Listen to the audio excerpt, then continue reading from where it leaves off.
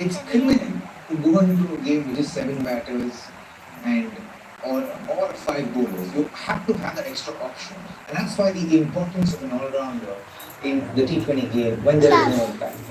The value of an all-rounder becomes invaluable because when you don't have that vision of an impact here, then that's it. That doubles play. And you have a guy sitting right there in the dugout.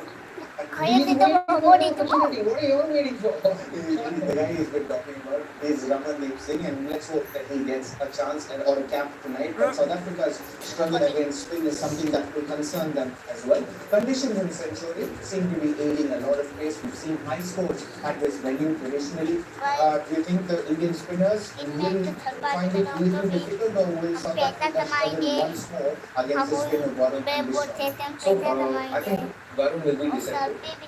Bishnoi, maybe not so much because this wicket here in Centurion has a little bit more bounce than the other South African wickets. It sits up almost like maybe, D.Y. Patil here in Mumbai, where it's almost like a rubber ball, like tennis ball bounce. So with the spinners, it kind of sits up nicely. So if you slightly back up a length, it can be pummeled over even a wicket square like the six.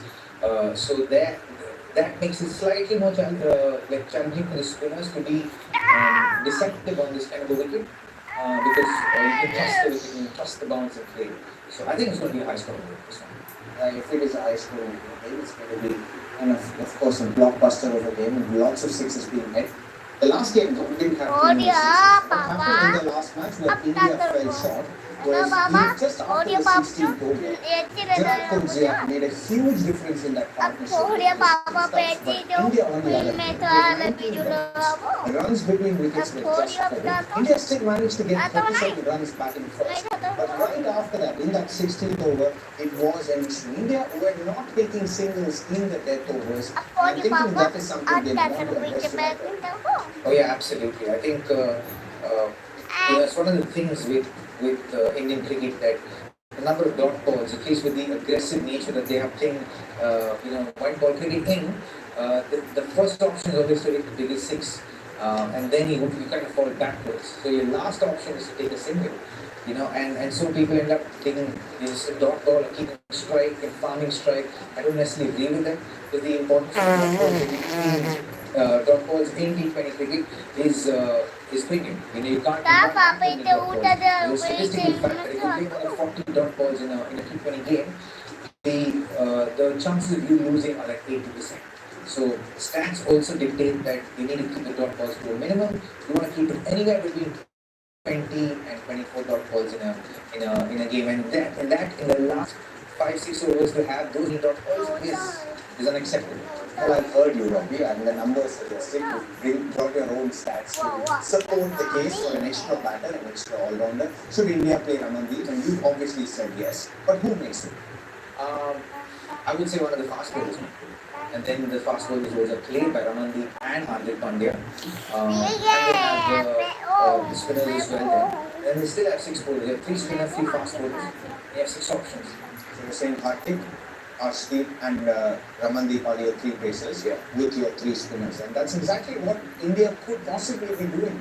We see if they make way in terms of an extra batter or a bowler goes out, that is something will be on Surya Kumar Yadav's mind. But I'll give you 3 reasons to watch the third T20I, which is happening at Super Sport Park in Centurion. It's a crucial clash with the series lead in sight.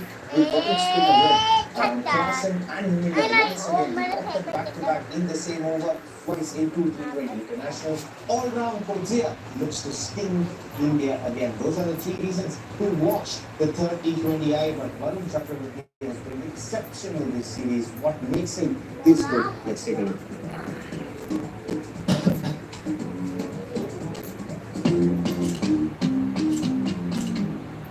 It's been 3 years of toil, and finally back in the team.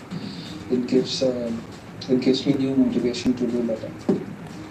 Varun comes in and strikes with his second delivery.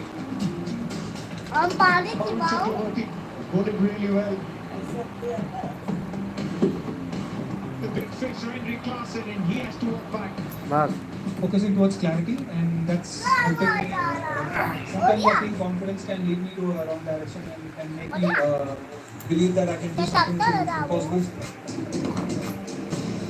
Forward in. What is that for the mystery spinner? Firm does the damage once again. That's a risk. Doesn't pay off. I'm wanting for is to have a longer run for the Indian cricket team. Henry Klaassen falls to the ball. Take the ball, मैं Virgil बेला Abloh. छोटी नहीं गई वही These wickets in this series with Pfeiffer for the first time in T20 internationals. His first 6 T20Is, just 2 wickets, something that he want to forget and move on, which he has done successfully. The next 5 T20Is, 13 wickets at an average less than 9. Is it safe to say that he cemented his spot in the T20I scheme of things, Robert? So he played up, he cemented it for the next 7 years. For the next 7 years. So that's 1 year at least till the start of next year. But Varun Chakravarti is definitely proved that he can play in any conditions whatsoever. Yeah, absolutely. They're like him, where he depends a lot more on the mystery of his bowling than the turn or the guile of tip and flight and all that. Which doesn't have it. He still has it, but he depends a lot on the mystery of his bowling and the fact that batters can't read what's coming out of his hand, and takes them a lot more time to be and they end up being reactive, which is why he's so effective. And I think